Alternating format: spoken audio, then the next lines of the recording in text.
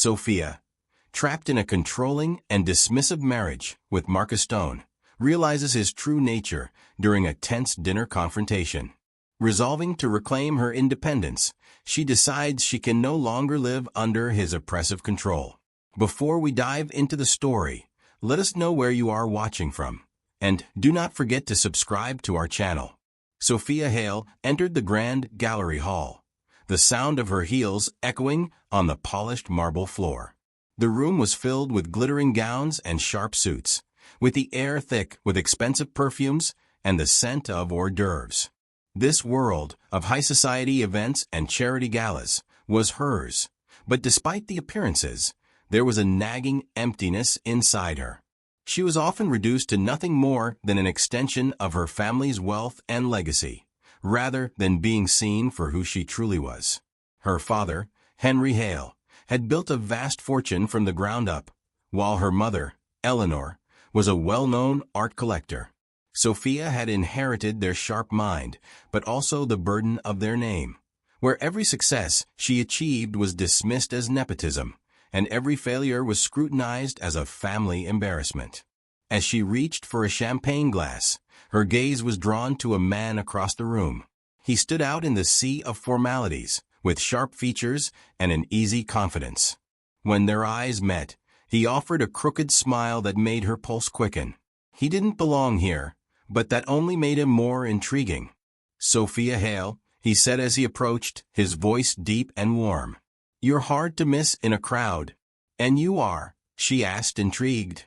"Marcus Stone, just a humble architect trying to blend in at a fancy gala," he said with a wink. Sophia chuckled, feeling the tension of the evening dissipate. His relaxed attitude was a refreshing change from the stiff atmosphere she was used to. They spent the rest of the evening discussing their mutual love for modern art and cityscapes. Marcus spoke passionately about his work revitalizing urban neighborhoods, and Sophia found herself captivated by his vision. Over the next few weeks, Marcus became a constant presence in her life. He wasn't intimidated by her success or family wealth. He treated her like a person, not a brand.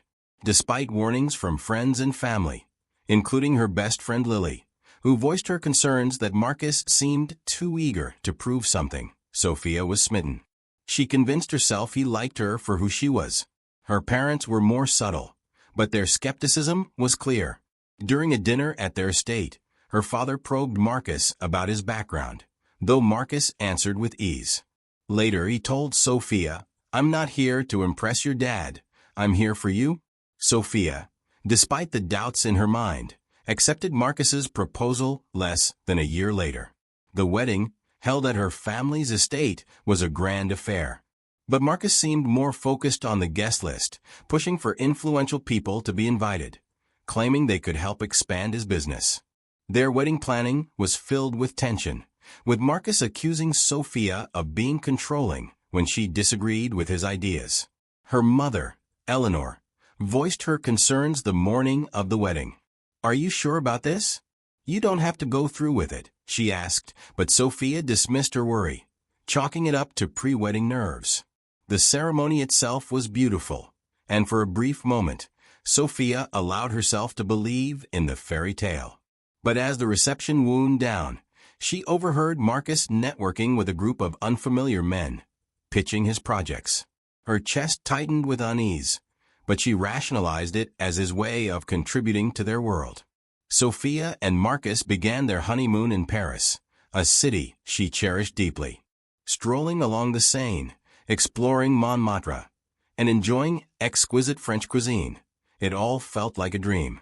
Marcus was attentive and affectionate, making her laugh with his attempts at French and listening as she shared memories of visiting the city with her parents. For a brief moment, Sophia believed in the fairy tale, convincing herself that her doubts were simply pre-wedding nerves, amplified by others' opinions. But cracks started to appear almost immediately. On their second night, Sophia chose a sleek black dress and heels her mother had gifted her. Marcus smiled when he saw her, but his words stung. "You look stunning," he said, scanning her outfit, "but don't you think that dress might draw the wrong kind of attention?" Though he downplayed it, The comment lingered with Sophia, making her second-guess her choice. As the honeymoon continued, she noticed a pattern. Marcus made subtle remarks about her clothes, makeup, and even how she interacted with others. "You're too nice," he commented one day when she spoke with a shopkeeper. At first, she shrugged it off as concern for her well-being, but these comments increased, and each one made her feel like she was never enough. Upon returning home, Sophia threw herself into her work, eager to launch a project that could reshape her firm's approach to sustainable investing. When she shared her excitement with Marcus, his dismissive response stung. "Sounds complicated," he said, barely looking up from his phone. "Don't you get tired of the stress? You don't need to work, you know. We're fine." Sophia felt a distance growing between them. It was the first time she realized they were worlds apart. Over the following months, Marcus began taking control of their finances, asserting it was his role as the husband. Sophia, trusting him, didn't question it at first, but she noticed unauthorized withdrawals and expensive purchases. Her parents' growing concerns about Marcus, especially around money, started to make sense, and her bond with them weakened. Her best friend Lily also noticed the change. "You've been distant," Lily said one afternoon. "Is everything okay with Marcus?" Sophia lied, insisting everything was fine, but deep down, she knew things weren't as perfect as they appeared. At home, Marcus's behavior became more controlling. He criticized her clothing, the people she associated with, and her directness in meetings. After a tense client negotiation, he told her, "You're too direct. It makes you seem aggressive." The word stung deeply, a reminder of the stereotype often used to diminish successful black women.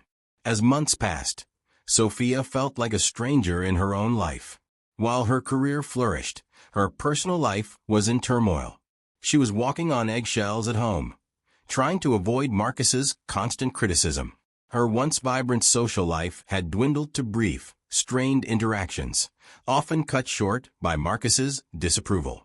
The breaking point came one Sunday morning when Sophia discovered a statement for an account she didn't recognize. The balance was alarmingly low, and there were numerous withdrawals. Marcus had been siphoning money from their joint account into this secret account. Her heart raced as she confronted him. Instead of apologizing, Marcus turned the blame on her. "I'm doing this for us," he said, raising his voice. "You're too naive to understand how the real world works. I'm protecting our future." Sophia felt something inside her snap. For too long, she had let him dictate the terms of their relationship, chipping away at her autonomy and confidence. She realized in that moment that the man she had fallen in love with no longer existed, if he had ever existed at all. But leaving wouldn't be easy. Marcus Stone had entangled himself in every aspect of her life, and she knew he wouldn't let go without a fight. Still, a seed of resolve had been planted. She didn't know how or when, but she knew one thing for certain. She couldn't live like this anymore. Sophia sat at her desk, her eyes scanning the financial reports in front of her, but the numbers blurred into meaningless patterns. Her mind was elsewhere, on Marcus Stone, on their last argument, on the growing weight of unease that had settled over her life. She had always prided herself on her ability to focus, to compartmentalize personal and professional issues, but lately, the walls she had built around her mind were crumbling. At home, Marcus Stone's behavior had become increasingly oppressive. What had once been small, dismissive comments had grown into blatant criticisms. He no longer pretended to be interested in her career, dismissing her successes as luck or a result of her family connections.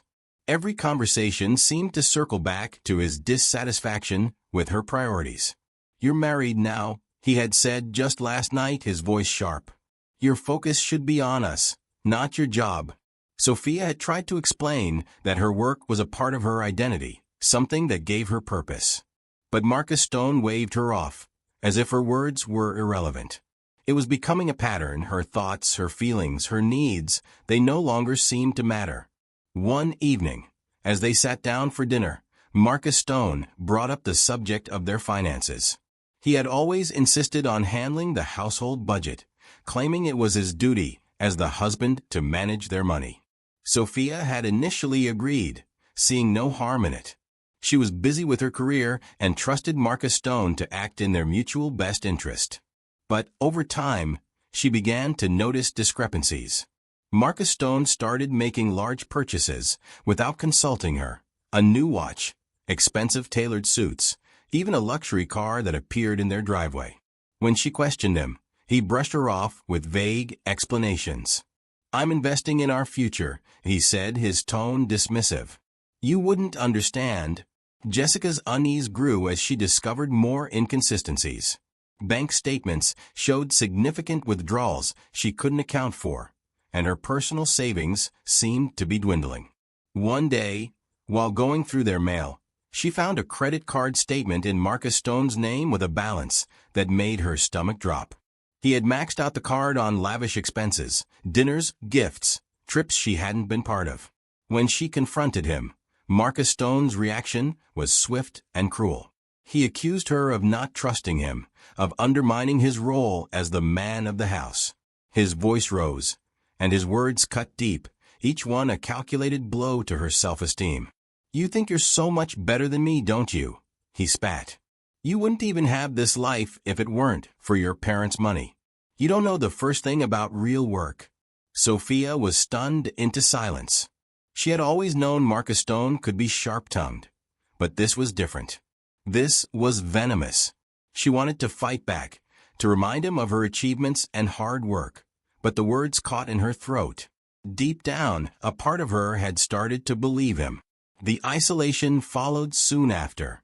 Marcus Stone began finding reasons to avoid visiting her parents, claiming they didn't respect him. He discouraged her from attending social events, saying they were a waste of time.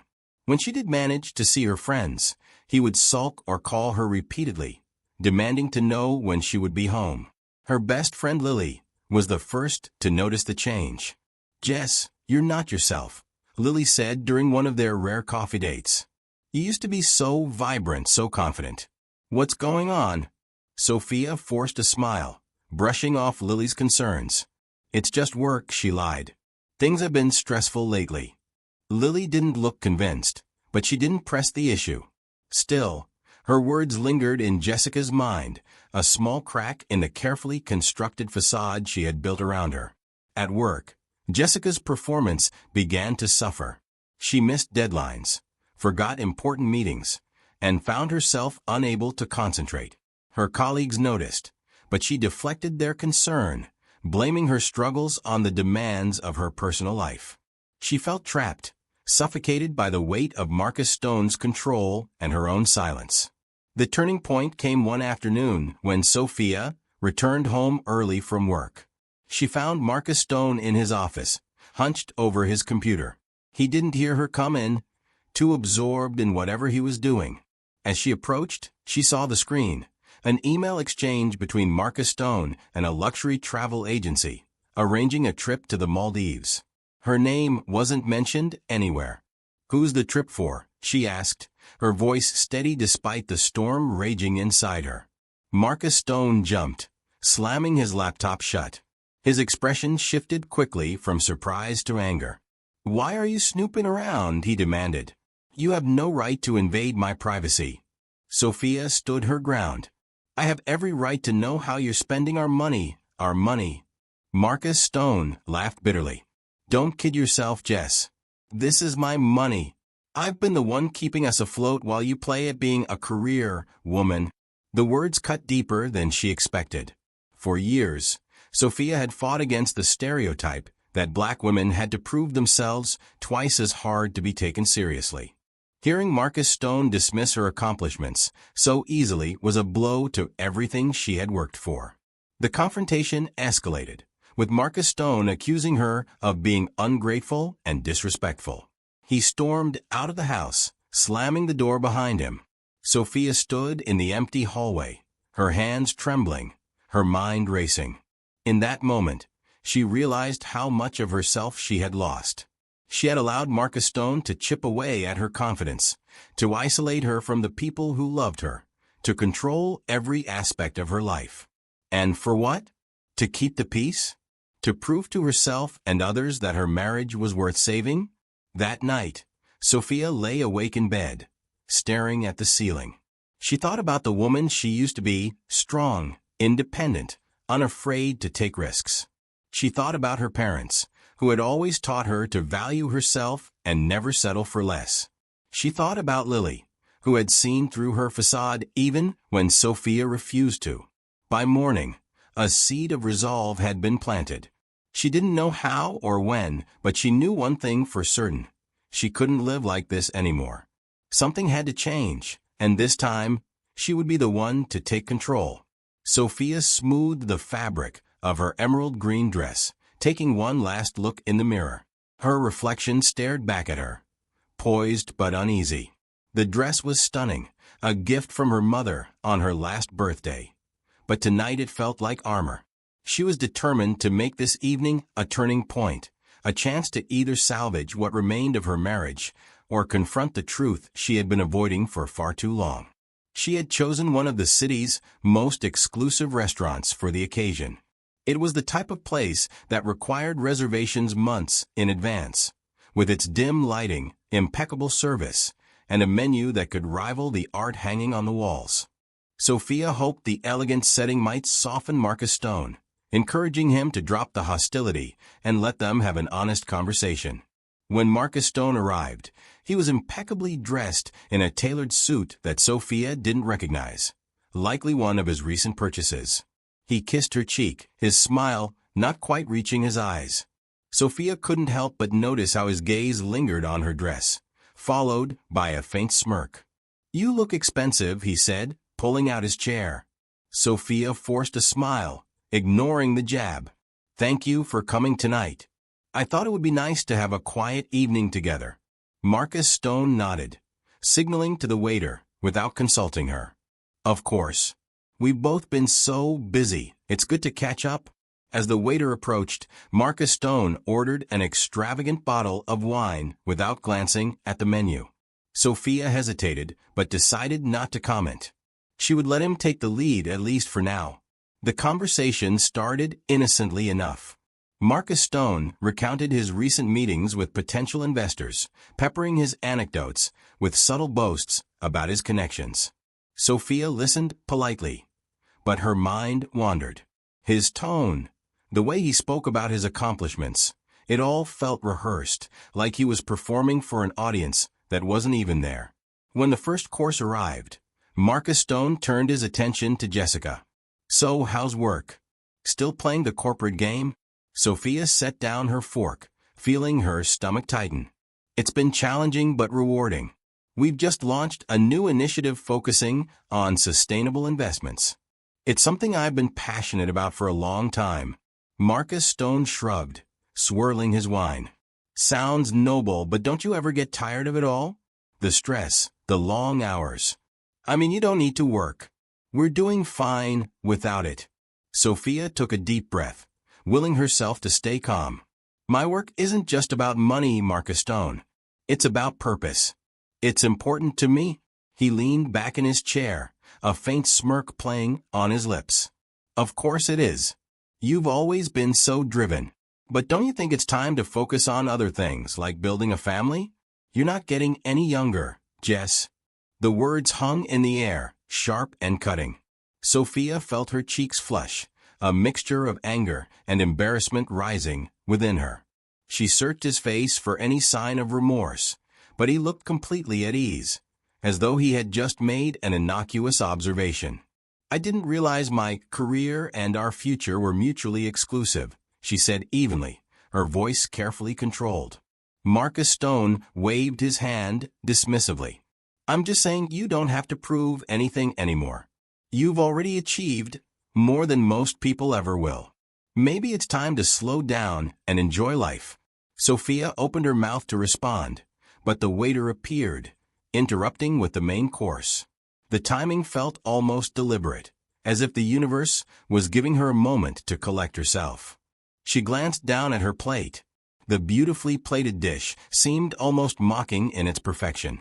It was ironic, Sophia thought, how everything around her could appear so polished, while her life felt like it was crumbling. As the meal progressed, Marcus Stone dominated the conversation, recounting his latest networking triumphs and plans for an upcoming business trip. Sophia nodded along, barely listening. Her mind was racing, each passing moment solidifying the realization that their relationship was unsalvageable. When the waiter brought the dessert menu, Sophia decided to test her growing suspicion. She leaned back in her chair, meeting Marcus Stone's gaze with quiet determination. "Why don't you handle the bill tonight?" she said casually. "You've been so generous lately. It's my turn to let you take care of things." Marcus Stone froze, his fork hovering midair. For a moment, his polished facade cracked, revealing a flash of irritation. He quickly recovered, laughing as though she had made a joke. "Jess, come on. You know I don't carry that kind of cash around. Besides, you're the one who wanted this place." Sophia tilted her head, her voice steady. "I thought it would be nice to treat you for once. Or do you mean to say you can't?" The words hung in the air, heavier than anything said all evening. Marcus Stone's jaw tightened, and his eyes narrowed. "What are you trying to prove?" he hissed, his voice low but venomous. "You're really going to pull this stunt here in front of all these people?" Sophia didn't flinch. "I'm not trying to prove anything, Marcus Stone. I just thought it was fair." Marcus Stone's anger erupted. He slammed his fork onto the table, drawing the attention of nearby diners. His face was flushed, his carefully curated charm replaced with raw fury. "Fair," he spat. "You want to talk about fair? Everything I've done for you, for this marriage. And this is how you repay me? You think you're better than me because you have daddy's money? You're pathetic." The room fell silent, all eyes turning toward their table. Sophia felt a wave of humiliation wash over her, but she refused to shrink under his glare. She held her head high, her voice calm but firm. "This isn't about money, Marcus Stone. It's about respect, and it's clear I'm not going to find that here." Marcus Stone's face contorted with rage. Without warning, he grabbed the dessert plate in front of him, a beautifully crafted chocolate tart, and hurled it at her. The plate shattered, the dessert splattering across her dress and face. Gasps echoed around the room as diners recoiled in shock. Sophia sat frozen for a moment, the remnants of the tart sliding down her cheek. Then, slowly, she stood. The humiliation she had felt moments ago was gone, replaced by a calm determination. She reached for her napkin, wiping her face with deliberate precision. "This is over," she said quietly, her voice carrying through the stunned silence. She turned and walked out of the restaurant, leaving Marcus Stone and the shattered remains of their relationship behind. As she stepped into the cool night air, a sense of clarity washed over her. For the first time in years, she felt truly free. It was time to take back control of her life, and she knew exactly where to start. Jessica's heels echoed against the marble lobby floor of her parents' home, the sound a sharp contrast to the deafening silence in her mind. She clutched her purse tightly, her dress still stained with the remnants of the chocolate tart Marcus Stone had hurled at her. The humiliation from the restaurant lingered, but beneath it simmered something far stronger: resolve. The double doors opened before she could reach for the handle. Her mother, Eleanor, stood framed in the doorway, her sharp eyes scanning Sophia from head to toe. Eleanor's face, typically composed and elegant, softened with concern as she took in her daughter's disheveled state. "Jessica," Eleanor said, stepping aside to let her in. "What happened?" Sophia didn't respond immediately. She walked past her mother into the grand foyer, the familiar scent of lavender and polished wood enveloping her. For the first time in what felt like years, she allowed herself to relax, her shoulders sagging under the weight of her exhaustion. Her father, Henry, appeared at the top of the staircase, his tie loosened and a book in his hand. The sight of Sophia stopped him in his tracks. He descended quickly, his normally stern expression replaced with one of worry. "Jessica," he said, his voice steady but warm. "Are you all right?" Sophia took a deep breath, her voice trembling as she spoke. "No, Dad. I'm not." Eleanor and Henry exchanged a look before guiding her to the living room. The space was as familiar to Sophia as her own reflection: plush armchairs, the soft glow of the fireplace, and framed photographs chronicling their family's milestones. It was a room of comfort, of safety, a stark contrast to the chaos she had left behind. As Sophia recounted the events of the evening, her parents listened in silence. She spared no detail, from Marcus Stone's growing hostility to the final explosive scene at the restaurant. By the time she finished, her hands were trembling, and tears pricked at the corners of her eyes. "I don't know how I let it get this bad," she said, her voice barely above a whisper. "I kept telling myself things would get better, that I just needed to try harder. But I can't anymore. I'm done." Eleanor reached across the table, placing a steady hand over Jessica's. "You don't need to do this alone, Jessie. We're here for you whatever you need." Henry nodded, his jaw tight with anger. "You've put up with more than anyone should. It's time to take back control of your life." Their words, simple but sincere, felt like a lifeline. For so long, Sophia had believed she had to face her struggles alone, that admitting she needed help was a sign of failure. But here in the warmth of her family's home, she realized how wrong she had been. The next morning, Sophia woke to the sound of birds outside her childhood bedroom window. The room was exactly as she had left it years ago, down to the neatly organized bookshelves and framed photos of her college graduation. She sat up slowly, the events of the previous night flooding back with painful clarity. But alongside the pain was a newfound sense of purpose. For too long, she had allowed Marcus Stone to dictate her life, to undermine her confidence, and isolate her from the people who loved her. That ended now. Sophia dressed in a simple blouse and slacks she found in her old closet and made her way downstairs. Her parents were waiting for her in the kitchen, the scent of freshly brewed coffee filling the air. They greeted her with warm smiles, their support bolstering her resolve. Over breakfast, Henry laid out a plan. "I'll connect you with our attorney," he said, his tone decisive. "She's handled cases like this before. We'll make sure Marcus Stone doesn't get away with anything." Sophia nodded, grateful for his support. "I also need to get back to work," she said. "I've been distracted for too long, and it's time I refocus." Eleanor placed a hand on her shoulder. "Take it one step at a time, Jessie. You don't have to rebuild everything overnight." The rest of the day was a blur of phone calls and paperwork. Sophia reached out to a divorce attorney recommended by her father, a sharp, no-nonsense woman named Monica Grant. They arranged to meet the following morning to discuss the details of her case. That evening, as Sophia sat with her parents in the living room, a wave of guilt washed over her. She thought about the years she had distanced herself from them, choosing to prioritize a man who had done nothing but tear her down. "I'm sorry," she said suddenly, her voice breaking, "for shutting you out, for not listening when you tried to warn me." Eleanor moved to sit beside her, wrapping an arm around her shoulders. "You don't need to apologize, Jessie. You did what you thought was right at the time. What matters is that you're here now." Henry nodded from his armchair. "You've always been strong, Jess. Stronger than you realize. And now you're taking that strength back." Their words bolstered her, filling her with a sense of determination she hadn't felt in years. For the first time in what felt like forever, Sophia allowed herself to hope for a better future, one where she was in control of her own life.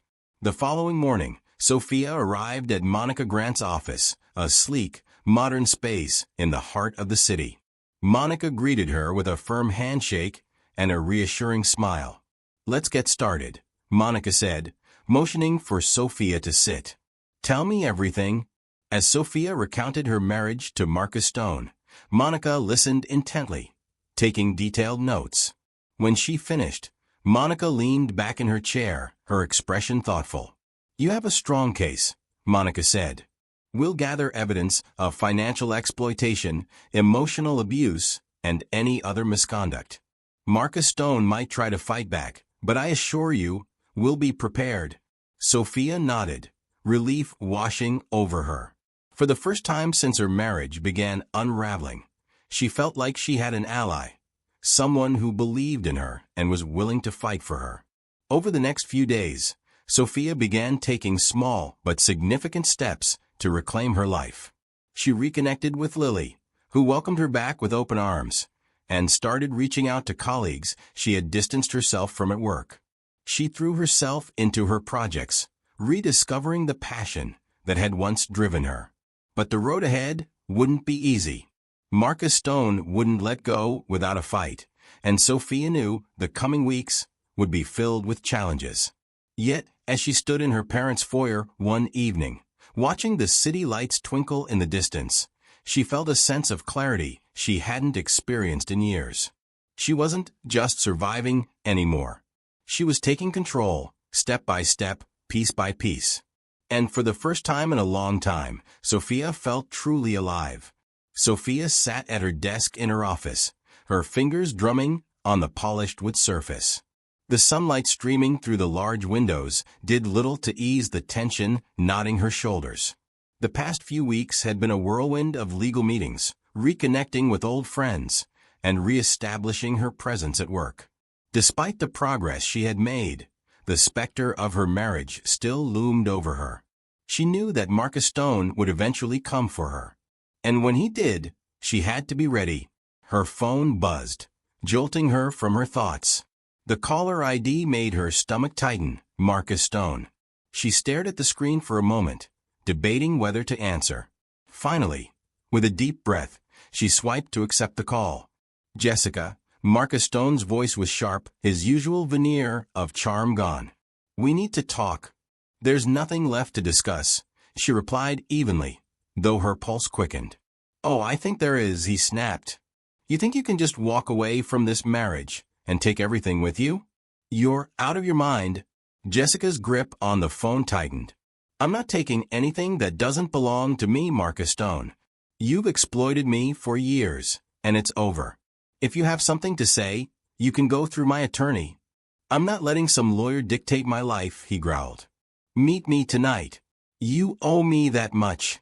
Sophia hesitated. Every instinct told her to refuse, but a part of her wanted to face him, to confront him head-on. Fine, she said finally, but we'll meet in public. They agreed on a neutral location, a cafe near the city center.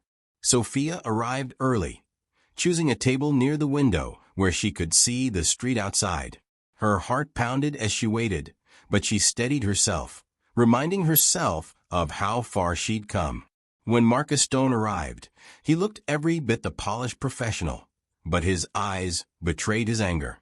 He sat across from her, folding his hands on the table as if trying to compose himself. This isn't how it's supposed to be, he said, his tone deceptively calm. We're supposed to be a team? A team?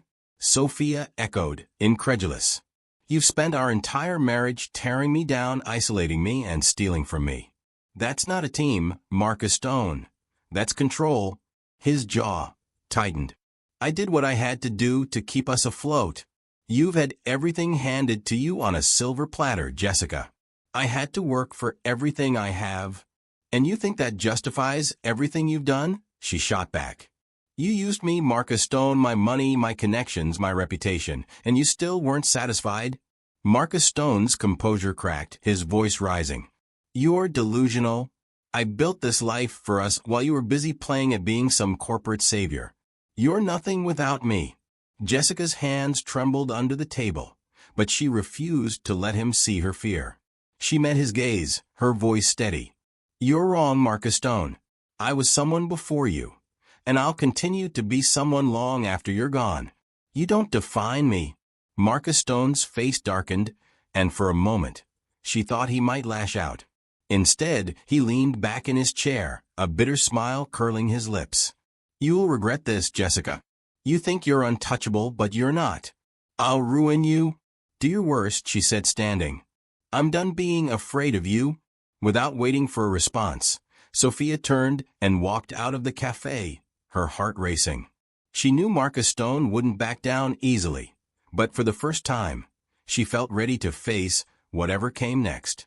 That evening, Sophia sat in Monica Grant's office, recounting the confrontation. Monica listened carefully, her sharp eyes narrowing as Sophia described Marcus Stone's threats. "We need to document this," Monica said, jotting notes in her leather-bound planner. "Every conversation, every incident. If he tries anything, we'll be ready." Sophia nodded, grateful for Monica's unwavering support. Over the past few weeks, the attorney had become a lifeline, guiding her through the legal maze with precision and empathy. "Do you think he'll follow through on his threats?" Sophia asked, her voice quieter than she intended. Monica looked up, her expression serious. "Men like Marcus Stone don't handle losing control well. He'll try to intimidate you, maybe even manipulate the narrative to paint himself as the victim. But we have the truth on our side, and we'll use it." Sophia left the office feeling a renewed sense of determination. She wasn't the same woman who had endured years of Marcus Stone's abuse.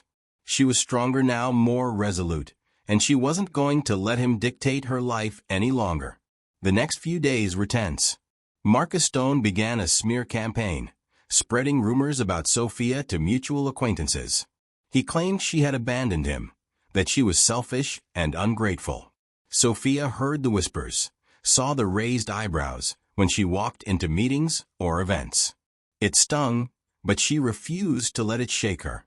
Instead, she focused on her work and the people who truly mattered. Lily became a constant presence in her life, offering unwavering support. Her parents stood by her, their home a refuge when the stress became overwhelming. One afternoon, Sophia received an email from Monica.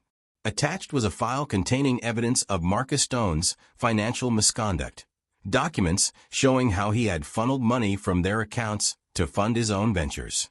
Monica had also uncovered correspondence that revealed his manipulation of mutual friends and colleagues.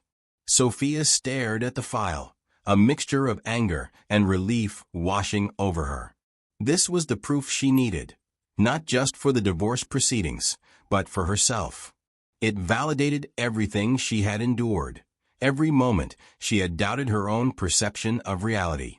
As the legal case against Marcus Stone began to take shape, Sophia felt a shift within her. She was no longer a victim, no longer the woman who had silently endured years of emotional abuse.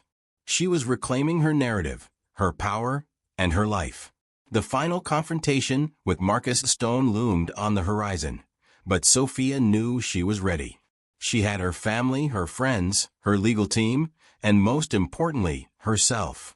For the first time in years, she felt like the woman she had always been meant to be, strong, confident, and unafraid. The Cedarbrook Justice Center was an imposing building of stone and glass, its towering facade a symbol of justice and finality. Sophia stood at the entrance, her heart pounding in her chest. She had spent the past few weeks preparing for this moment, gathering evidence, recounting years of manipulation, and bracing herself for the inevitable battle. Today marked the start of the final phase, the divorce hearing. Her parents flanked her, their presence a steadying force. Eleanor reached for her hand, giving it a reassuring squeeze. "You got this, Jessie. Stay strong." Henry nodded, his stern expression softening as he met his daughter's eyes. "This is the end of the road for him. You've already won by taking back your life." Sophia nodded, drawing strength from their words. She took a deep breath and walked through the heavy doors, her heels clicking against the polished floors. Monica Grant was waiting for her inside, a beacon of calm amidst the storm. "Jessica," Monica greeted her, her tone professional yet warm. "Are you ready?" "Yes," Sophia replied, her voice steady despite the butterflies in her stomach. "I'm ready." As they entered the courtroom, Sophia spotted Marcus Stone sitting at the defendant's table. He was impeccably dressed as always, but there was tension in his posture and a flicker of unease in his eyes. For a brief moment, their gazes met, and Sophia saw the man who had once swept her off her feet. But that image was quickly replaced by the reality of who he had become, or perhaps who he had always been. The proceedings began with opening statements, each side laying out their case. Monica spoke with precision and confidence, presenting evidence of Marcus Stone's financial misconduct, emotional abuse, and manipulation.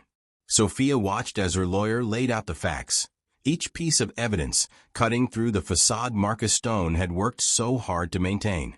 When it was Marcus Stone's turn to speak, he painted himself as the victim. He claimed Sophia had neglected their marriage, prioritized her career over their relationship, and abandoned him without warning. His voice was calm, almost pleading, as he spun his narrative. Sophia felt a wave of anger rise within her, but remained composed. She knew this was his last attempt to control the story, to paint himself as the aggrieved party. But she also knew the truth was on her side. When it was her turn to testify, Sophia took a deep breath and stepped onto the witness stand. She recounted the years of subtle criticism, the isolation from her friends and family, the financial exploitation, and the final explosive confrontation. Her voice remained steady, even as she described the moments that had left her feeling small and powerless. "I stayed because I believed things would get better," she said, her voice firm but tinged with emotion. "I thought if I work harder, if I gave more of myself, it would save our marriage.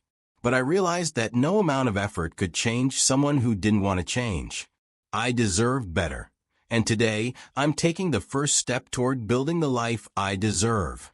The courtroom was silent as Sophia finished. Even Marcus Stone, who had spent much of the hearing scribbling notes or glaring at Monica, seemed momentarily disarmed. The judge adjourned the proceedings, announcing that a decision would be rendered the following week. As Sophia left the courtroom, a strange sense of calm washed over her.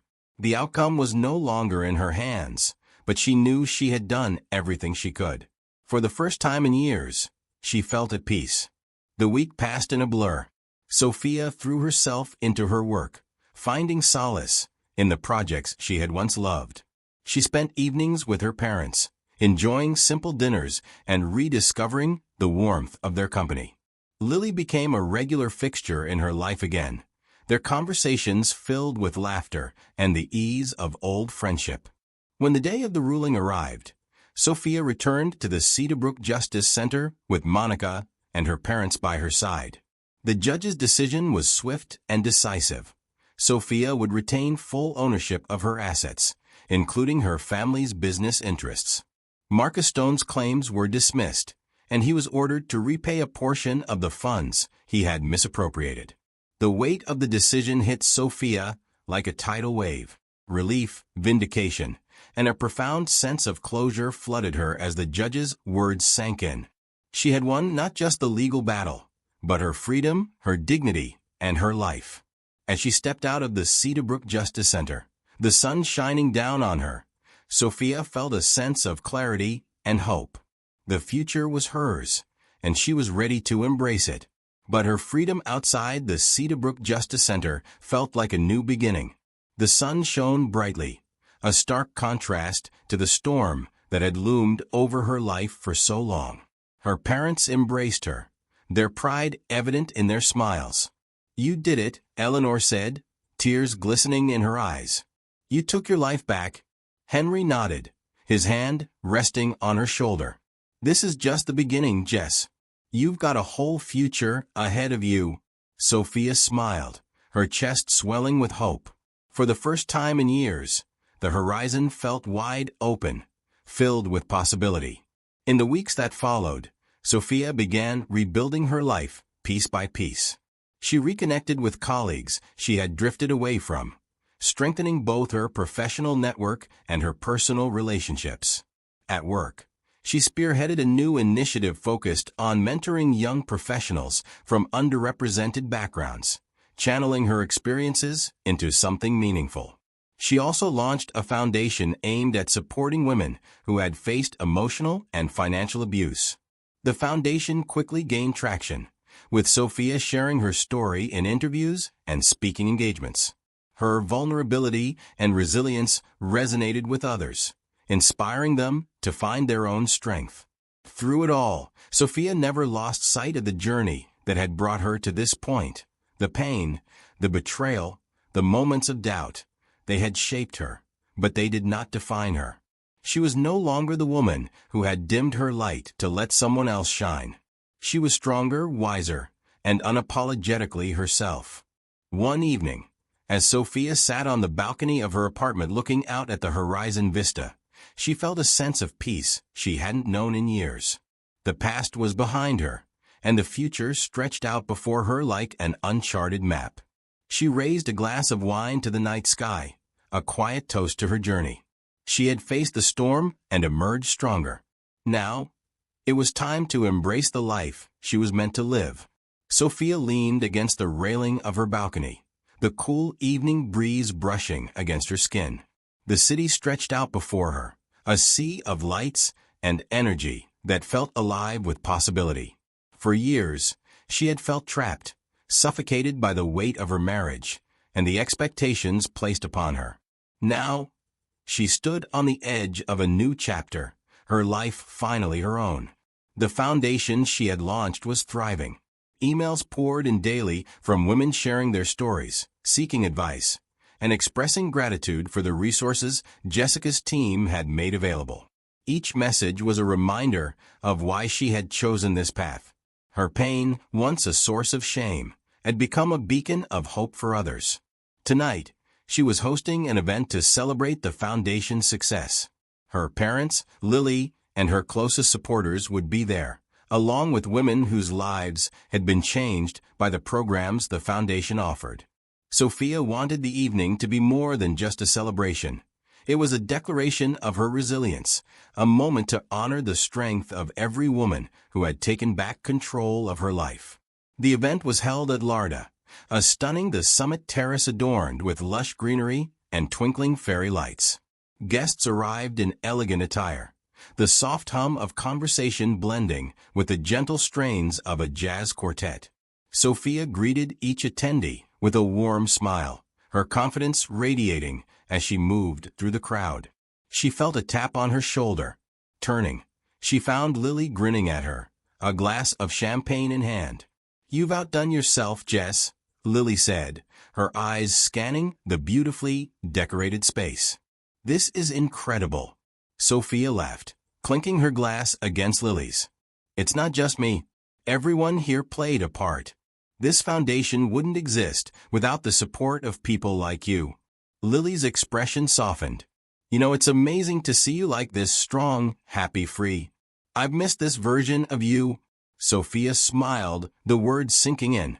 For so long, she had felt like a shadow of herself. But now, she was rediscovering the woman she had always been. "I've missed her too," she admitted. The evening unfolded seamlessly. Guests mingled, sharing stories and making connections. Sophia took the stage at one point, her voice steady as she thanked everyone for their support and spoke about the foundation's mission. She shared pieces of her journey, her vulnerability resonating with the room. By the time she finished, the applause was deafening. As the night wound down, Sophia found herself on the rooftop terrace, looking out at the glittering skyline.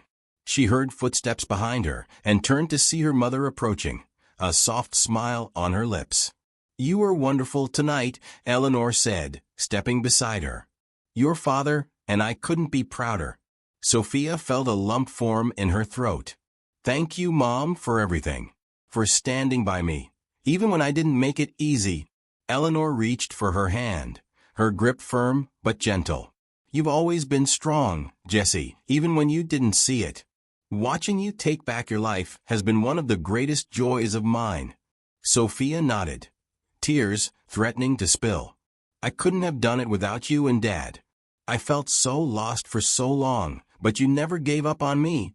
Eleanor smiled, her eyes shining. "That's what family is for.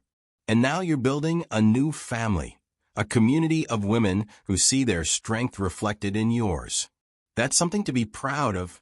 Sophia leaned against her mother's shoulder, the two of them gazing out at the city in comfortable silence. The days that followed were filled with activity.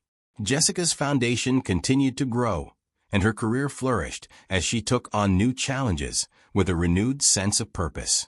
She began traveling, exploring cultures and cuisines she had always dreamed of experiencing. Each trip brought inspiration, new ideas for the foundation, fresh perspectives on life, and a deeper appreciation for her own resilience. In Serena, a vibrant coastal town, she marveled at the vibrant markets and shared meals with local women who spoke of their own triumphs and struggles. In Kyoto Gardens, she immersed herself in the art of quiet reflection, finding peace in the tranquil gardens and tea ceremonies. Every journey was a step toward healing, a celebration of the life she was reclaiming.